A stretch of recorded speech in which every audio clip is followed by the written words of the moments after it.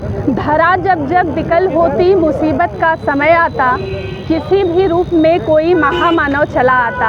आवाम को जोहार, सलाम, नमस्कार। मेरा नाम मल्लिका हुआ। दर्शकों, आज लाइव इंडियन गार्ड की टीम धनबाद के सिटी सेंटर में मौजूद है और आज डॉक्टर श्यामा प्रसाद मुखर्जी की 125वीं जयंती है। हमारे साथ धनबाद के विधायक राज सिन्हा जी जुड़ रहे हैं। माल्यार्पण हुआ है, इसके अलावा पौधारोपण का कार्यक्रम भी किया गया है। इसके अलावा भारतीय जनता पार्टी के द्वारा आज सिंदरी में भी एक बड़े कार्यक्रम जनसभा का आयोजन किया गया है। विधायक जी, भारी बारिश के बीच में भी जज्बा जो है उतना ही हाई दिखा, कैसे हो पाता ये सब? बिल्कुल, हम लोग कार्यकर्ता हैं जी। और श्यामा प्रसाद मुखर्जी जी हमारे पार्टी के संस्थापक अध्यक्ष भी रहे हैं और इनकी प्रेरणा से ही हम सब आज भारतीय जनता पार्टी इतनी विश्व की सबसे बड़ी पार्टी बनी है। इनके प्रेरणा से आगे काम करते हुए नरेंद्र मोदी जी ने जो गरीब कल्याण योजनाएं चलाई या कश्मीर से धारा 370 को हटाया, 35A को हटाया और कश्मीर भारत का पूर्ण रूपेण अंग बन गया, तो सारे काम इनके प्रेरणा से हो रहे हैं। और धनबाद में आज जो हर्ल जो इतना बड़ा यूनिट खड़ा हो गया 6000 का, इसका जब शुरुआत FCI से हुआ था, वो भारत का पहला लोक उपक्रम संस्थान था, लोक उपक्रम संस्थान, जो श्यामा प्रसाद मुखर्जी जी जब केंद्र में उद्योग मंत्री थे उस समय उनके काल में ही इस कारखाने का शिलान्यास हुआ था।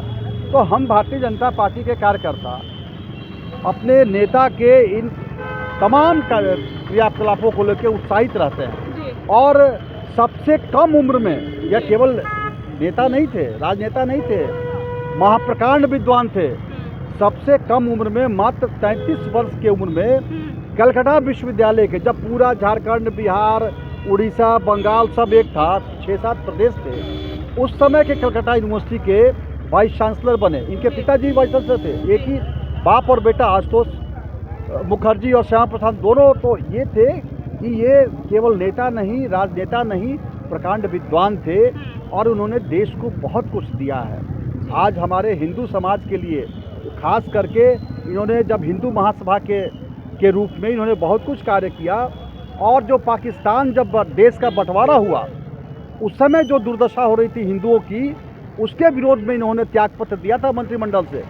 यह कुवत और यह जज्बा उनमें था। तो जब हमारे नेता, जिन्होंने पाकिस्तान से को भारत से अलग करने पर विरोध किया, हिंदुओं के मारकाट करने पर विरोध किया, जिन्होंने कश्मीर से धारा 370 लगाने पर विरोध किया, जो कश्मीर के अंदर एक 2 निशान 2 विधान 2 प्रधान नहीं चलेगा का नारा देते हुए बिना परमिट के प्रवेश किया। और कश्मीर के लिए आज लोग बोलते हैं ना कि पहले जब कश्मीर में, अब तो शांति हो गई, जब उग्रवादी आतंकवादी काम करते थे, जब वहाँ भी पत्थरबाजी करते थे, वहाँ के लोगों के, कश्मीरी पंडितों को मार करके भगाते थे, जब वहाँ बेटी बहनों के जंगों पर लिखा जाता पाकिस्तान जिंदाबाद, तो हम भारतीय जनता पार्टी के कार्यकर्ता आंदोलन करते थे। तो ये जो लोग जो है, जो पाकिस्तानी परस्त लोग हैं, वो बोलते थे कि भाजपा को इतना दर्द क्यों होता है। अरे, हमने अपने राष्ट्रीय अध्यक्ष को कश्मीर के मुद्दे पर खोया है, हमने बलिदान किया है कश्मीर के लिए, तो हमको निवृत्त किसको होगा? इस देश को एक और अखंड बनाने के लिए हम लोगों ने लगातार प्रयास किया है। और हमारे श्यामा प्रसाद मुखर्जी जी ने बलिदान दिया। आपको याद होगा, कश्मीर के लाल चौक पर जब बम चलता था, बारूद चलते थे, गोले चलते थे, तो हमारे नेता मुरली मनोहर जोशी जी ने घोषणा करके, मैं जाऊंगा और वहां तिरंगा फहराऊंगा, गए। और उस यात्रा के सारथी हमारे अभी के वर्तमान प्रधानमंत्री नरेंद्र मोदी जी थे। तो यह हमारे लिए गर्व का दिन है। श्यामा प्रसाद मुखर्जी जी को याद करने में हम सब गर्वान्वित महसूस करते हैं। और इसीलिए आपने देखा आज भी इस बारिश में, घोर बारिश में, हमारे कार्यकर्ता जज्बा उत्साह से भर करके, उन्होंने भीगने का परवाह नहीं किया, यहाँ आकर के श्यामा प्रसाद मुखर्जी जी को माल्यार्पण किया है। और आज ही के दिन उसी सिंदरी कारखाना में, जो अब हर्ल है, उसके गेट पर हमारे राष्ट्रीय नेता, केंद्रीय शिक्षा राज्य मंत्री सुकांतो मजूमदार जी आ रहे हैं और हजारों लोग वहाँ जुटेंगे। वहाँ पर श्यामा प्रसाद मुखर्जी जी की प्रति हम लोग श्रद्धांजलि अर्पित करेंगे, उनकी बातों को सुनेंगे। और फिर अपने पूरे देश के अंदर 40 जगहों पर यह कार्यक्रम हो रहा है, जिसमें हमारे लिए एक गर्व का विषय और है कि पूरे झारखंड में एक जगह पर यह कार्यक्रम हो रहा है और वह है धनबाद। तो यह धनबाद जिला को सम्मान मिला है, इसलिए आज सभी कार्यकर्ता उत्साह से लबरेज है। जब आप कश्मीर की शांति की बात कर रहे हैं, अभी झारखंड के पॉलिटिक्स जो है, जो जिस तरीके से अभी बदलाव दिख रहा है, सांसद विधायक को प्रिंस खान की धमकी मिल रही है। कभी आपके साथ हुआ है क्या कि इतने साल का इतना लंबा सफ़र आप देखे हैं कि कहीं से धमकी उनकी प्राप्त हुआ? नहीं, मुझे तो खैर धमकी नहीं मिली है, मैं तो अकेले भी घूमता हूँ, कोई दिक्कत नहीं, रात में भी आप लोगों ने। लेकिन हमारे गृह मंत्री ने संज्ञान लिया है और आपने देखा है, उन्होंने घोषणा किया है, उन्होंने सबको चेतावनी दिया है, तमाम अफसरों को भी कहा है कि धनबाद में ये अपराध रुकेगा और यहाँ से कोयला चोरी भी बंद होगा।